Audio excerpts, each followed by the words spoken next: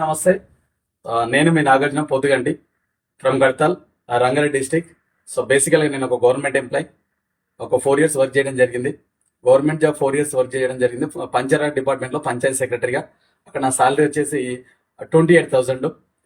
నాకు ఆ జాబ్ చేసినప్పుడు ఒక వండర్ఫుల్ ఆపర్చునిటీ పరిచయం చేయడం జరిగింది బాలం శ్రీనివాస్ సారు. ఆ వండర్ఫుల్ ఆపర్చునిటీ పేరు Vestige direct selling. So Vestige direct selling అనేది చాలా బాగుందని తెలుసుకొని నేను ఒక పార్ట్ టైంగా ఒక 6 నెలలు 7 నెలలు పనిచేసిన వెస్టీజ్లో.